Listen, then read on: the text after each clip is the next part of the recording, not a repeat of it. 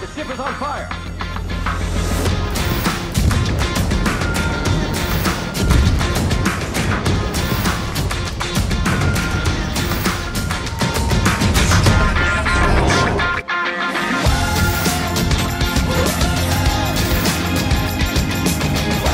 Good day there once again viewers, your mate Kamikaze78 here, coming to you guys with some more World of Warships content. Today my friends, we're going to be having a chat about the Alaska, a tier 9 premium United States cruiser that is making its way to the game and is currently in its early access testing period, available to community contributors and super testers. Now of course guys, with all of these early access testing ships, I must emphasize that this is a work in progress ship, and therefore everything that I discuss in today's video is subject to change before its actual release. Now, I said cruiser because, well, that's how the ship mechanically fits into the game, but quite frankly, she's really just a battlecruiser, the result of a long night of passionate lovemaking between a Buffalo and an Iowa, which in turn brought about the slightly less clumsy stepsister of the Kronstadt. And that's something we're going to be doing a lot in this video, comparing Alaska to the USSR battlecruisers, more specifically to the Kronstadt, mainly because the battlecruiser concept is something that is quite new to World of Warships, and in order to best describe how the Alaska fits into the grand scheme of things, we best compare her to the only other tier 9 battlecruiser so that you guys have something to work with as a starting point.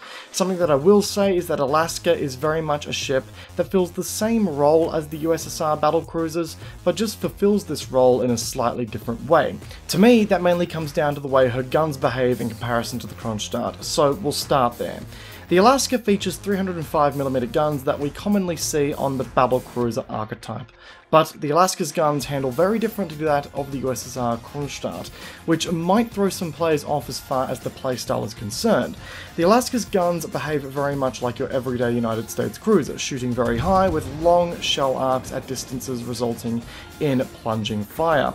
Now this may be seen as a huge downside for those who come from the USSR battlecruisers, as it means that you sacrifice the stupidly high shell velocities that allow for easy penetrations on all targets at any range, and allowed for DDs to be blasted out of the water with minimal effort even at medium range.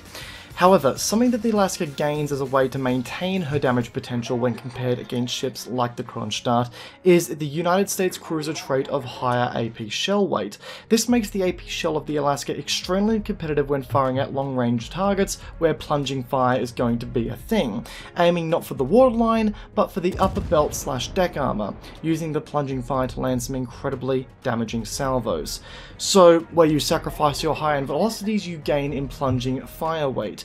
Is this always a beneficial trade-off? No, not in the slightest. When it comes to scoring penetrating damage on citadels at range, the Alaska won't be as reliable as the Russian counterparts, but I encourage you guys not to be discouraged as a result of this, because with this trade-off, the Alaska can actually handle certain situations a lot nicer. Not to mention that the accuracy and gun angles of the Alaska are very agreeable, sporting a horizontal and vertical dispersion that is tensfold better than the Kronstadt's, which is going to make for some really reliable hit counts per salvo if you can counteract the long travel times that come from the high shell arc. The increased accuracy on top of the HE fire chance of 31% when spec'd correctly also means that you can burn poor bastards down to the depths.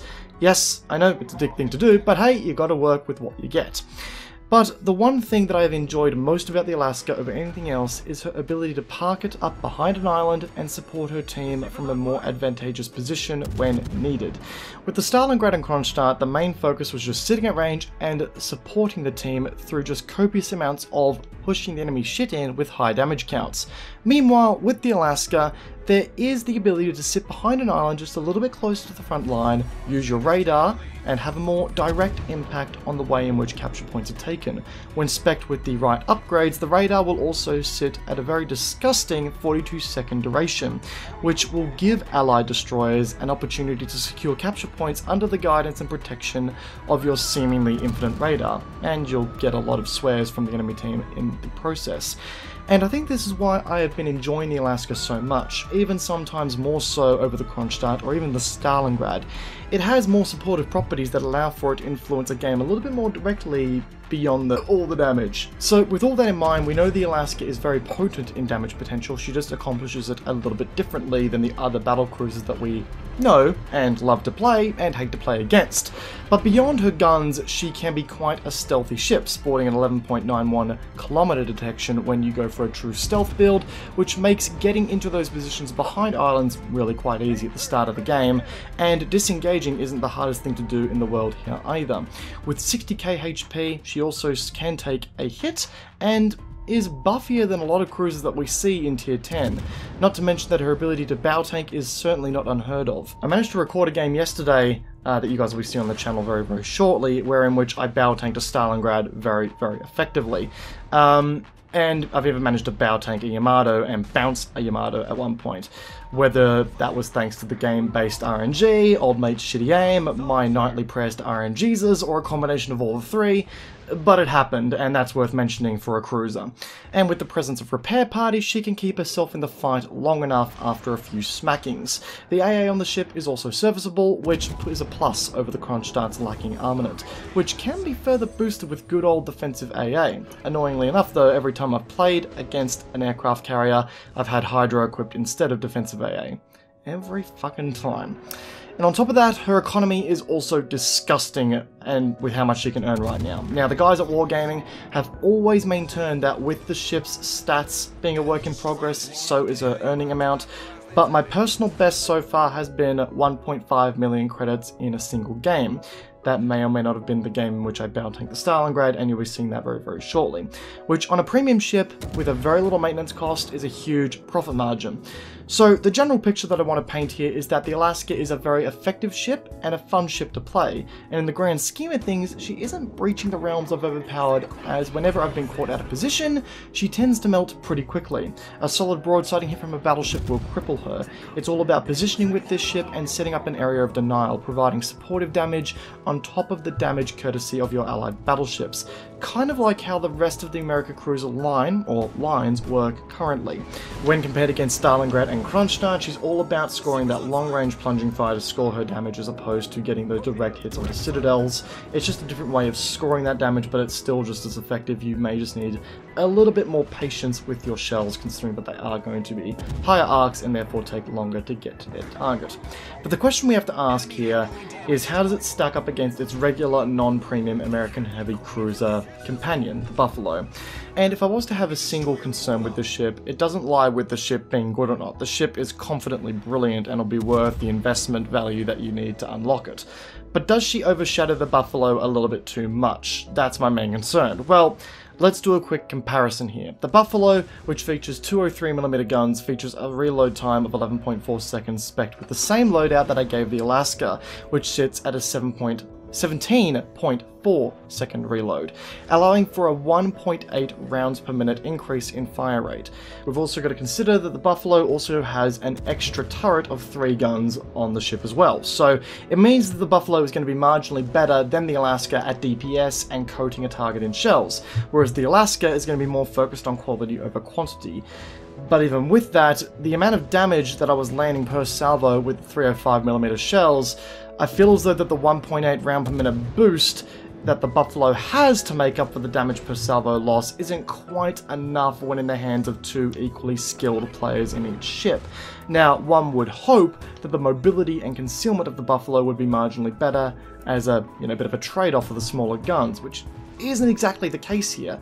The advantages in concealment and mobility that the Buffalo has over the Alaska are very minimal, with only a 1.5 kilometer difference in concealment and a 1.8 second difference in rudder shift time. And not to mention that in order to use the last gun on the Buffalo, you need to angle yourself further out to a broadside, which makes the Buffalo weaker to make use of all of those guns. And it makes me wonder, does the Alaska have too many pros over the Buffalo respectively?